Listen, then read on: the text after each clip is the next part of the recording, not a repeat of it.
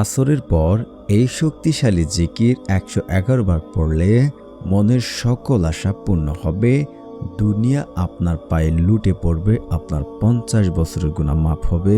আমি আল্লাহর কসম করে বলতে পারি, যারা আজকের এই আমলটি নিয়ম মেনে করবে তাদের এত ধন সম্পদ বৃদ্ধি হবে যা সে কল্পনাও করতে পারবে না যে আল্লাহ সুবহানাহু ওয়া তাআলা তাকে এত ধন সম্পদ দিচ্ছে। আল্লাহ তাকে এমন উৎস থেকে ধন সম্পদ দেবে যা সে কল্পনার বাহিরে। আল্লাহ সুবহানাহু ওয়া তাআলা সেখান থেকে তাকে ধন দৌলত দেবে। দোয়াই পারে কেবল আপনার ভাগ্য পরিবর্তন করতে। দেখুন, আমলটি আজ করবেন, সকাল থেকেই ফলাফল পাবেন। আল্লাহ সুবহানাহু ওয়া তাআলা আপনাকে এমন এমন জায়গা থেকে রিজিক দেবেন যা আপনার কল্পনার বাহিরে। আল্লাহ সুবহানাহু ওয়া তাআলা আপনাকে এত টাকা পয়সা দেবে যা আপনি বিশ্বাসও করতে পারবেন না।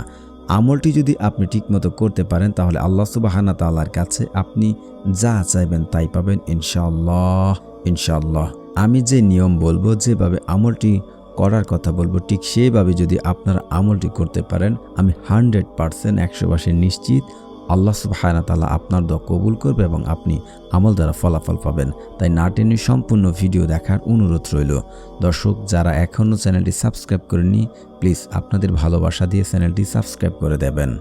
আমলটি করার পরপরই আপনি বুঝতে পারবেন চারদিক থেকে আপনার সুসংবাদ আসছে এবং আমলটির পর আপনি নিজেও বুঝতে পারবেন যে আল্লাহ সুবহানাহু ওয়া তাআলা আপনার আমল কবুল করেছেন।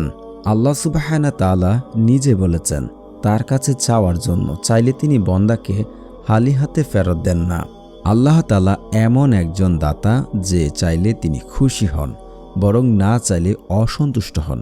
আব্দুল্লাহ রাদিয়াল্লাহু আনহু থেকে বর্ণিত আছে, রাসূল সাল্লাল্লাহু আলাইহি ওয়াসাল্লাম ইরশাদ করেন, তোমরা আল্লাহ তাআলার কাছে তার দয়া ও রহমত চাও, কেননা চাইলে তিনি খুশি হন। তিরমিজি শরীফের হাদিস, হাদিস নাম্বার 3571। আমলটি দ্বারা ফলাফল পেতে হলে আপনাকে যে বিষয়ের প্রতি লক্ষ্য রাখতে হবে তা হচ্ছে দৃঢ় বিশ্বাস নিয়ে দোয়া করা। মহান আল্লাহ নিশ্চয়ই হৃদয়ের আর্তনাদ শুনেন, তিনি অবশ্যই দোয়া কবুল করেন। এমন বিশ্বাসের সঙ্গে দোয়া করতে হবে, কেন নয় তিনি প্রত্যেকের ধারণা অনুযায়ী দোয়া কবুল করে থাকেন।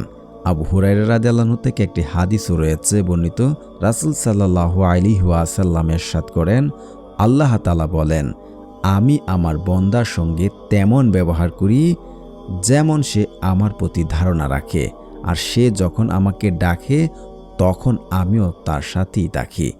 বুখারী শরীফের হাদিস, হাদিস নাম্বার হচ্ছে 6856। মুসলিম শরীফের হাদিস 7005।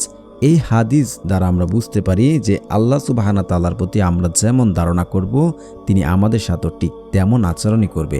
তো অবশ্যই দোয়া করার সময় বিশ্বাস করবেন আল্লাহ আমাকে দেবেন, তার মানে আল্লাহর ওয়াদা মতে আল্লাহ আমাদেরকে দেবেন যদি শর্ত মেনে আপনি দোয়া করতে পারেন। দোয়া কখনো বিফল যাবে না যদি এই শর্তগুলো আপনি মেনে আমলটি করেন। আল্লাহ তাআলা কখনো কখনো দোয়ার ফলাফল প্রার্থনার সঙ্গে সঙ্গে দিয়ে থাকেন। আপনি দোয়া করেছেন, সাথে সাথে আল্লাহ দিয়ে দেন, অথবা আখিরাতের জন্য সেটা রেখে দেন। অতএব দোয়া কবুল হয় না এমন ধারণা করলে নবী করিম সাল্লাল্লাহু আলাইহি ওয়াসাল্লাম ইরশাদ করেন, কোনো মুসলমান কোনো জিনিস চাওয়ার জন্য আল্লাহর দিকে তার দিকে ফিরে যায় তখন আল্লাহ সুবহানাহু ওয়া তাআলা তার দোয়া কবুল করেন। যদি সে বলে আমার দোয়া কবুল হচ্ছে না, যদি তাড়াহুড়া করে, তাহলে তার দোয়া কবুল করা হয় না এবং সে আমল দ্বারা ফলাফল পায় না। আশা করছি ক্লিয়ারভাবে বুঝতে পেরেছেন বিষয়টি। এক হচ্ছে আমরা আল্লাহর প্রতি যেমন বিশ্বাস করব তিনি আমাদের ঠিক তেমনই দেবেন, এবং দোয়া করে তাড়াহুড়া করতে আমরা কখনোই যাব না। তাড়াহুড়া করলে দোয়া কবুল হবে না, এটা হাদিসও রয়েছে মুসনাদে আহমদ, হাদিস নাম্বার 9785।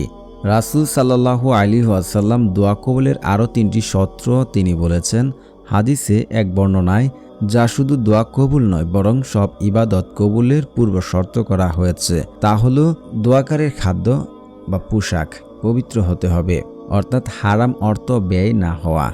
দ্বিতীয়ত হচ্ছে দোয়া কবুল হওয়ার জন্য ব্যস্ত না হওয়া, মানে তাড়াহুড়া না করা। দোয়ার সময় উদাসীন বা বখিল না হওয়া এবং দোয়া করার ক্ষেত্রে আশাবাদী হওয়া যে আল্লাহ আমাকে এই দোয়ার বদলতে তিনি আমি যা চাচ্ছে আল্লাহ সুবহানাহু ওয়া তাআলা আমার সেই আশাগুলো পূর্ণ করবে ইনশাআল্লাহ।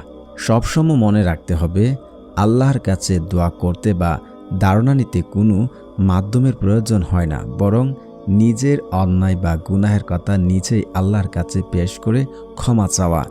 যে ব্যক্তি ক্ষমার মানসিকতা নিয়ে আল্লাহকে ডাকবে তিনিও তাকে ক্ষমা করে দেন, রহমত দ্বারা প্রয়োজনগুলো পূর্ণ করে দেবেন, এমনটি মহান আল্লাহ তাআলা ঘোষণা দিয়েছেন। হাদিসের সূত্র অনুযায়ী আত্মীয়তার সম্পর্ক ঠিক রেখে স্থিরভাবে হালাল খাদ্য গ্রহণের মাধ্যমে আল্লাহ তাআলার কাছে কোনো কিছু চাইলে আল্লাহ সুবহানাহু ওয়া তাআলা সে কখনোই ফেরত দেবেন না, তিনি সে দোয়া কবুল করে নেবেন। অনেকেই বলে যে এসব অযথা, এগুলো কোনো কথার কোনো ভিত্তি নেই, দলিল নেই, এসব আজহাইরা কথাবার্তা যেগুলো দ্বারা ফলাফল পাওয়া যায় না। আরে ভাই, কিভাবে আপনি ফলাফল পাবেন? কিভাবে আপনার কাজ আসবে?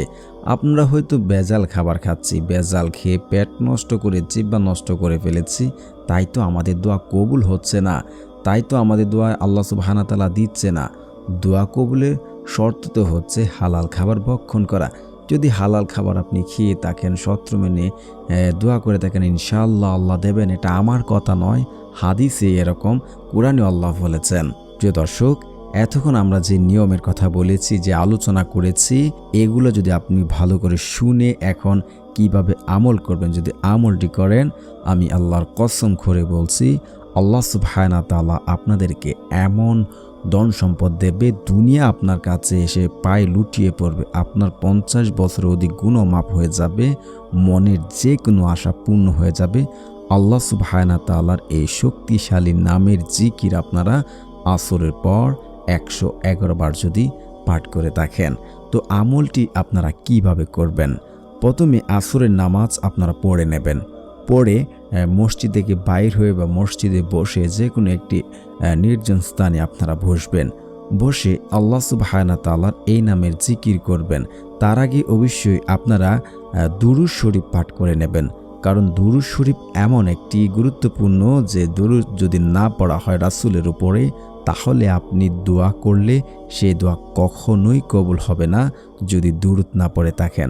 অবশ্যই দোয়ার আগে বা নামের আগে আপনারা 3 বার থেকে 7 বার বা 11 বার আপনারা দুরূদ পড়ে নেবেন, এবং সর্বশেষ আপনারা এই মহাশক্তিশালী নামটি আপনারা 111 বার পাঠ করে আল্লাহ সুবহানাহু ওয়া তাআলার কাছে দোয়া করলে সাথে সাথে দোয়া কবুল হবে এবং আপনার মনের আশা পূর্ণ হবে, আপনার গুনাহ মাফ হবে, দুনিয়া আপনার কাছে লুটে পড়বে, ধন সম্পদ আল্লাহ সুবহানাহু ওয়া তাআলা আপনাকে দেবে।